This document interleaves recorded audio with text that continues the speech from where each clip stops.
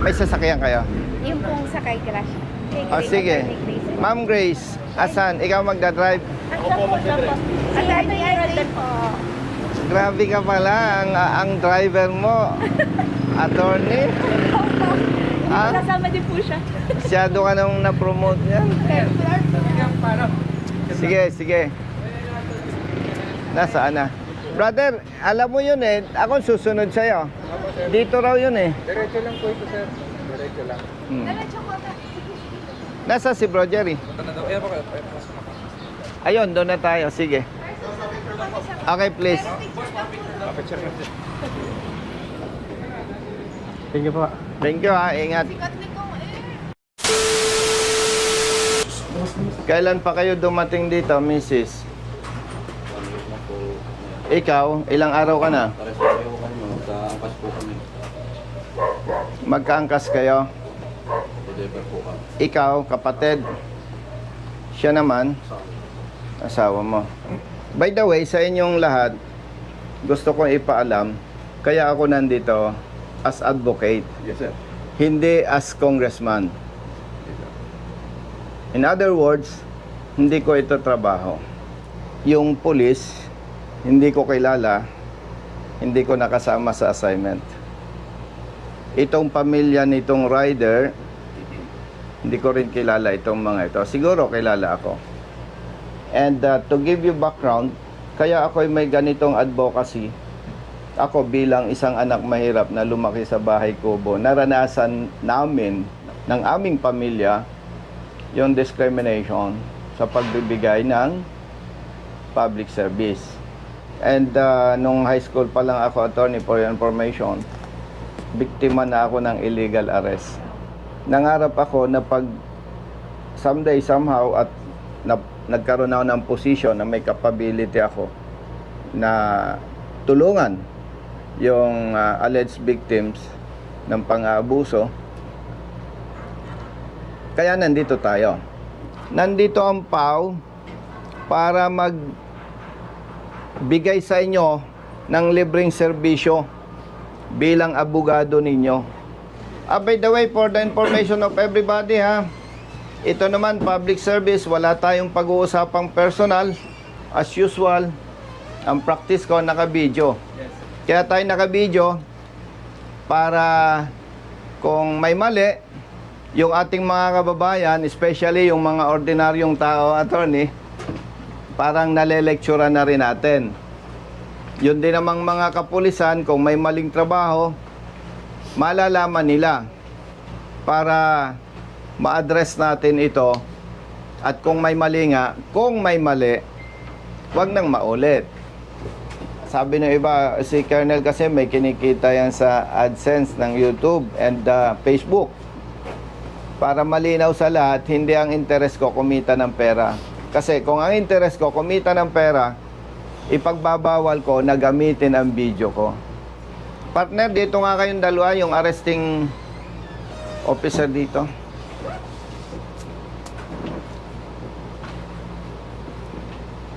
Okay, dahil late yung isang arresting officer, papaalam ko sa lahat, kayo hindi ko kilala, hindi tayo nagkasama sa assignment. Yun naman pamilya nitong arrested person, hindi ko rin kilala. Nabanggit ko yan to inform everybody na wala tayong personal issue dito. Brothers, for your information, may kasama akong lawyers from PAW. Para, siyempre, ayan ay naisampa na ang kaso according to your chief. At yan naman, kahit hindi pa naisampa ang kaso, hindi ako pupunta para arborin o hingiin ang kaso. And as SOP, napakaganda ng ating government, mayroong in-establish na Public Attorney's Office. Kasi alam natin, marami sa ating mga kababayan walang kakayahang kumuha ng sariling abogado. At yung kasama ko, si Colonel Banastaw, siya ang Provincial Chief ng Internal Affairs Service dito sa Quezon Province. At ang mandato naman niya, alam natin, kung may mali, sa trabaho ng pulis, sila mag-iimbestiga at sila magre-rekomenda ng kaukulang administrative sanction or punishments against police officers involved. So, nandito tayo, hindi para ako ay mag-imbestiga. Gusto ko lang initially malaman yung aligasyon ng arrested person. Taga saan ka? Santa Rosa lang yun. Santa Rosa, Laguna. Ikaw ay delivery rider. Lalamog po. Lalamove. Yung item, ano yung item? Ibon po. Ibon. Anong klaseng ibon? Martinez. Martinez, sir. Martinez. Kung Martinez yung item, anong batas ang nilabag? Republic Act 9147 siya. 9147. Wildlife Act natin siya. Wildlife. Act. Kung ako ang umorder ng ibon, nag-booking ako. Opo. Tama. Opo.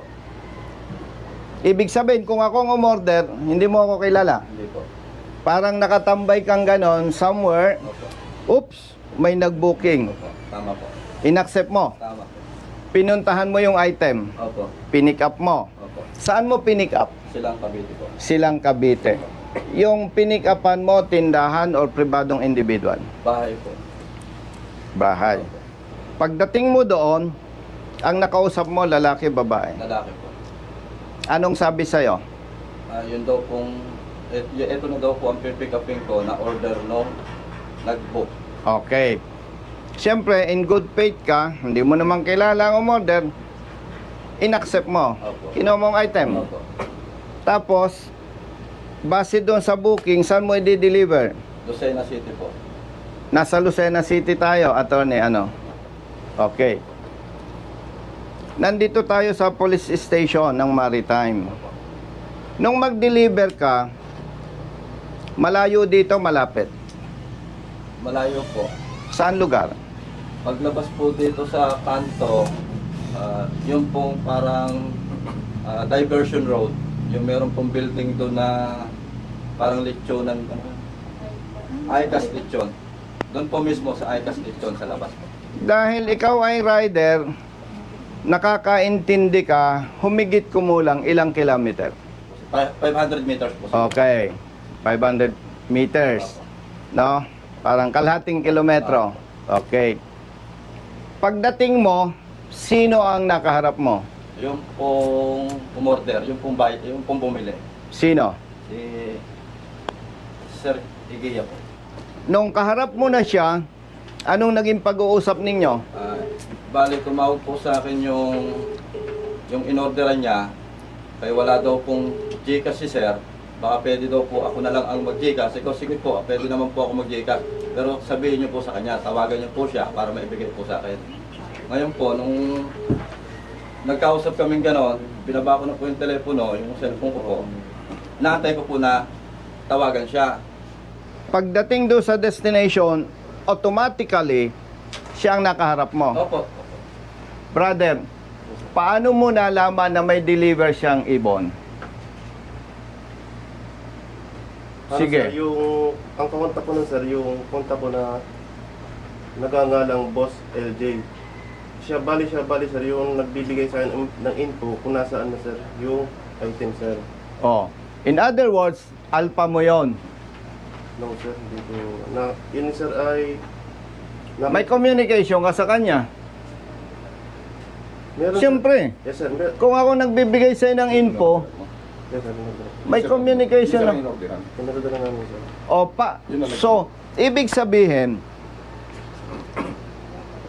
may umorder ng item, nag-booking, sa salitang Tagalog, ang malas niya, attorney, siya ang nakatanggap ng booking. Okay? Tapos, nung i-deliver niya yung item, ikaw na ang sumalubong. Tama? O, si attorney. Tapos, ang nagsampa ng kaso, sino? Ikaw na rin. Anong participation mo, kapatid? Arresting officer sir. Ikaw ang arresting officer. So, ikaw ang umaresto. Oh, very clear. Attorney, ikinulong nyo Siyempre, kinulong nyo, hindi nyo pinalaya eh. Technically, kinulong nyo na rin yan. Sinampahan nyo ng kaso na dapat naman tinanong ninyo, ikaw ba ay may kukuning abogado? Wala po.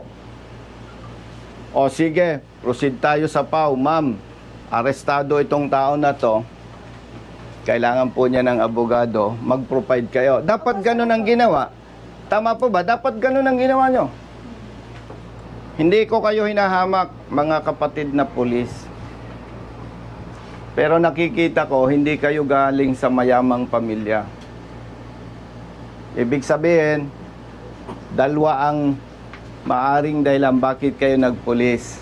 Pangarap mong maging pulis para maging public servants. Ikalawa, para may maayos kang hanap buhay.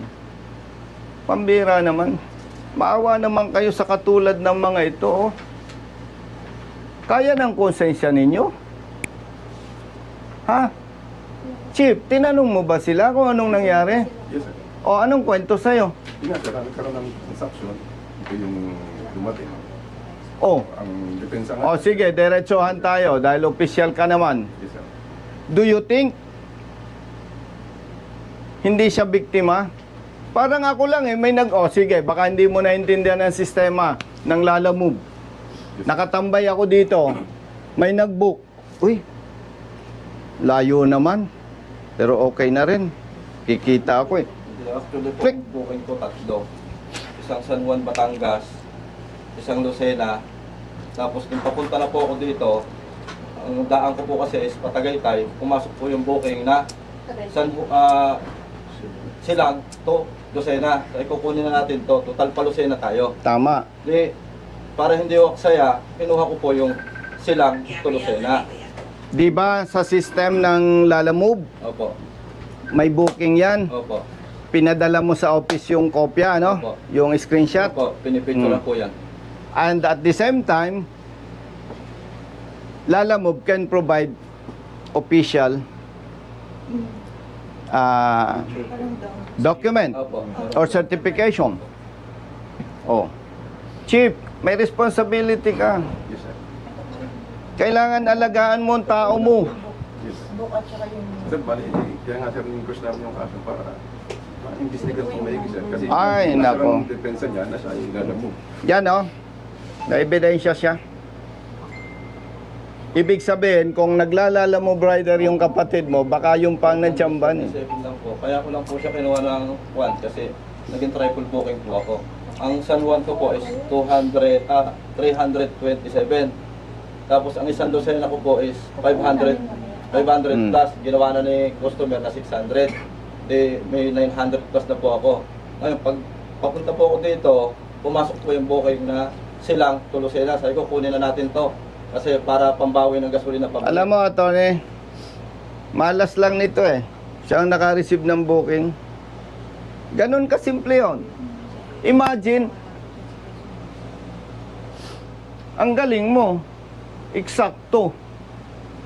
Kung ako yung pulis, may asset ako, order ka, pa-deliver mo dito. O, huli ka. Mali ka dito, labag sa batas yan. Sasampahan ka namin ng kaso. Imagine. Ha? Kaya ng dibdib nyo? Pambihira. Grabe kayo. Kaya ng dibdib nyo yan? Pamilyadong tao. Hindi ako judgmental, pero very clear. Set up yan. Pambihira.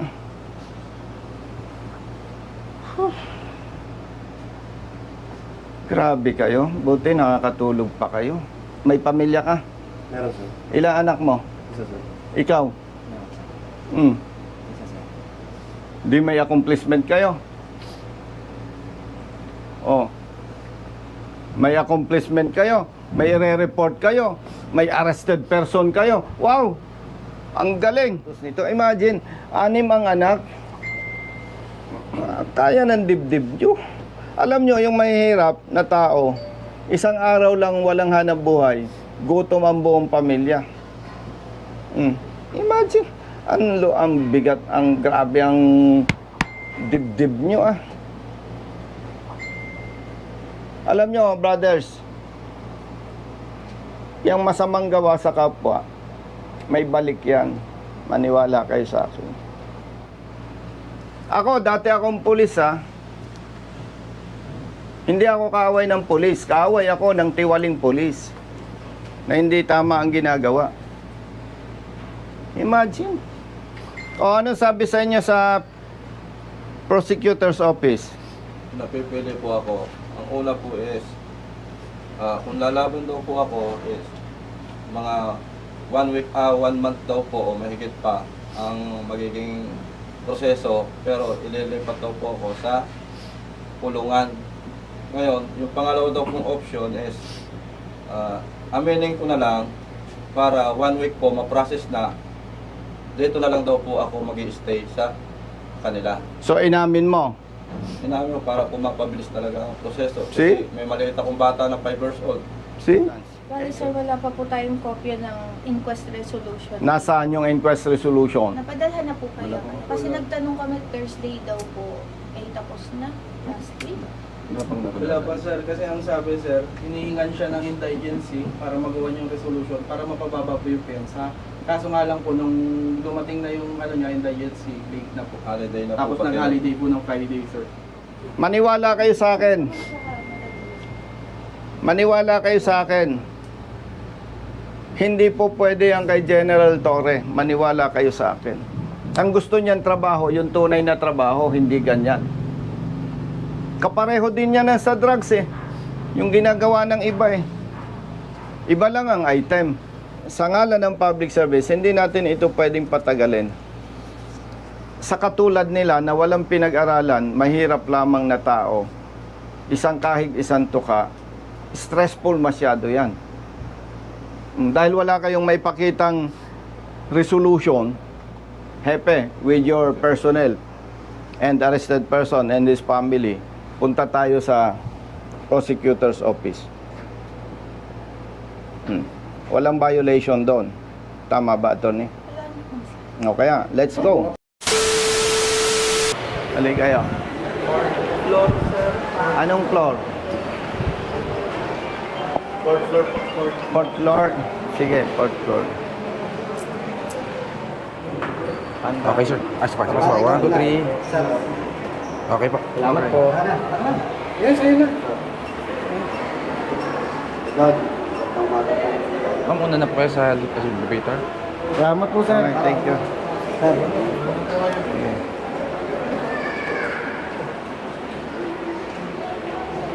Thank you po. Thank you. Attorney. Sige po. But ladies first.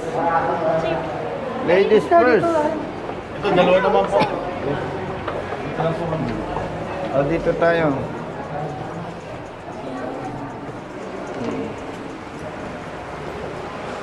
Saan yun?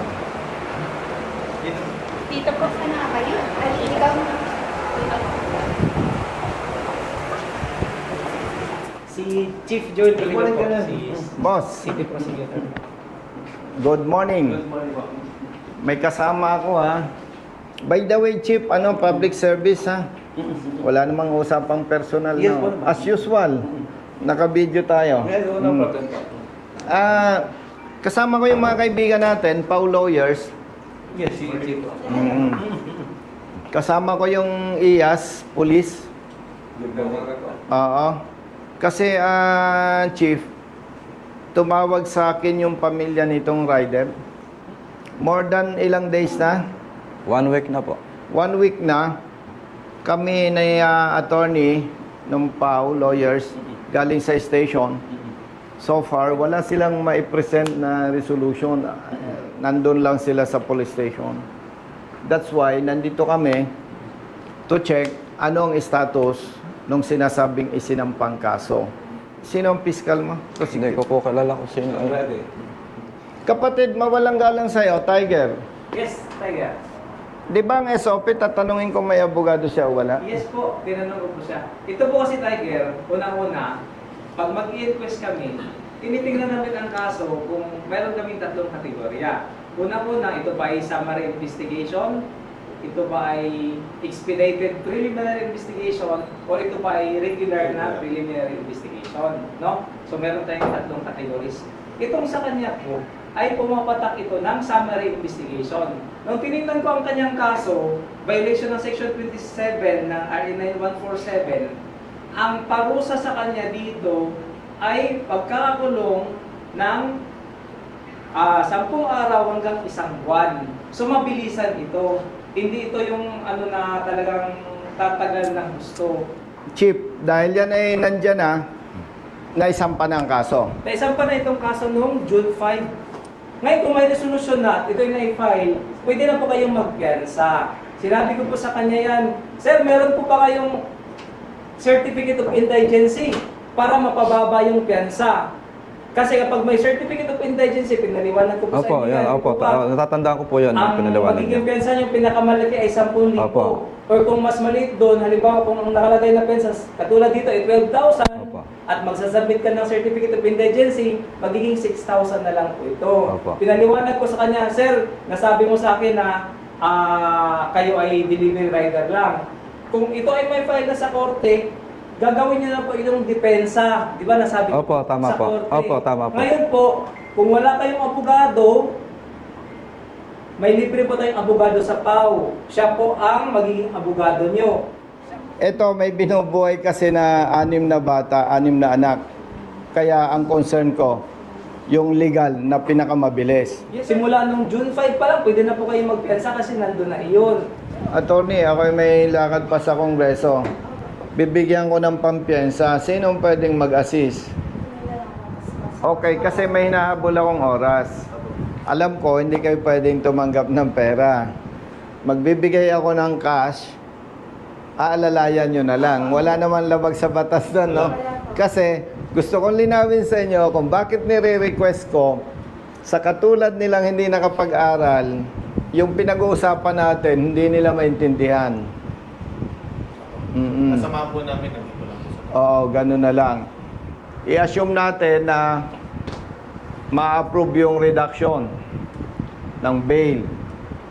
So, 6,000. Ilang araw ka nang wala nga nabuhay? 6 days po ngayon. Bibigyan na lang kita ng 6,000 plus 6,000 pampiyansa. Di 12,000. Dagdagan ko ng 3,000. Di 15,000. Brother Matt, bigyan mo ng 15,000 yan.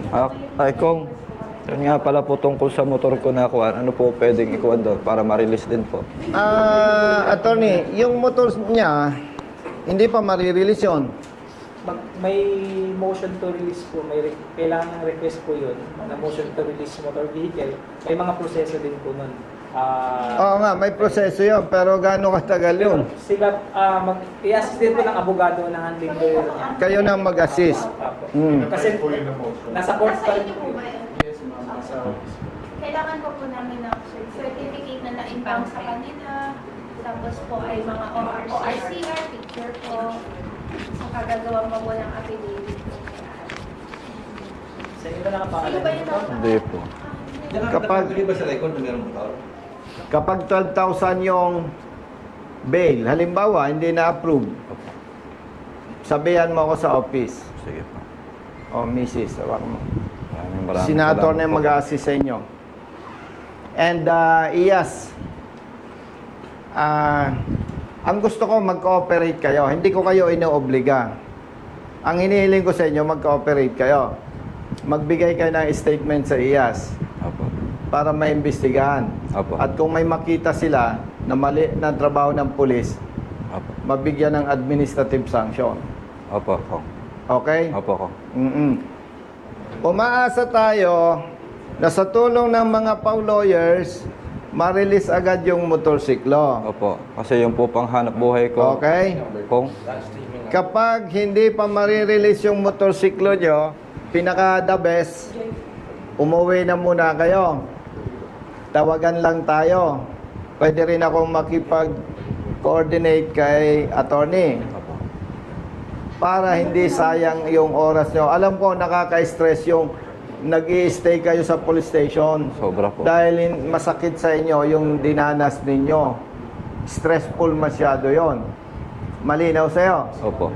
Ngayon, habang wala kang motorsiklo, di wala kang hanap buhay. Sagot ko yung wala mong sweldo. Salamat po ko. Basta ang gusto ko lang, sa ngalan ng batas, mag-cooperate ka. Sige po. Okay? Opo. Ganun lang kasimple yun. Walang personalan, no?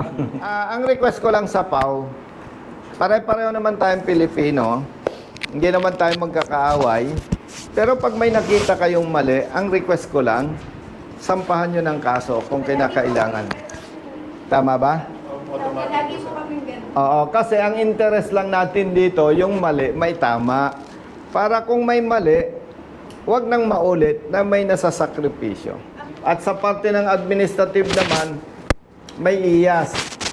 Ang interest lang natin dito, kung makita na may pagkakamali ang pulis, mapatawa ng kakulang parusa para huwag nang maulit pa. Oo, so yon. Salamat sa mga PAW lawyers and Tiger. Chief, salamat. Thank you very much, bro. Nice Oo. meeting you. Salamat, Tiger. Attorney, salamat. Ano, partner? So, tawagan na lang tayo. Tawagan tayo, ano. Natutuwa ako kay Chief Acosta. Tumawag ako kagabi, gabi na talaga. Pero immediately, nag-text sa akin, tapos nag-usap kami ni Ma'am. Oo. Ang galing. Basta nasa tama may kakampi ka. Nandiyan si Colonel Busita. Nandiyan si Colonel Busita. Huwag ka naman ng body ka nag-iisa. Basta nasa tama may kakampi ka. Nandiyan si Colonel Busita. Nandiyan si Colonel Busita. Bilat sa init, minsa'y basa din ng ulan. Pawis na gumuguhit sa mismo ring katawan. Kadalasang sumisingit, pagod nararamdaman. Ngunit diretso sa pagpihit, kumalaman ng tiyan. Bawat daan ng masikip, pinipilit malusutan. Marating lang ang lugar na dapat kong puntahan. Maihatid ang pagkain, serbisyong nakalaan. Para sa mga taong kailangan kong pagsilbihan. Napili kong hanap buhay, makipagsapalaran. Magdamag man sa daan, puyat man ay tatatagan. Para sa pamilya ko na laging nakaabang. Handa akong gawin lahat, mabuhay lang ng marangal. Kahit pa may sandaling tila ba natatapakan ng karapatan sa tuwing minsan ay nararanasan. Di patas na pagtingin ng ilang nanunungkulan. Mga taong abusado sa kimsa kapangyarihan.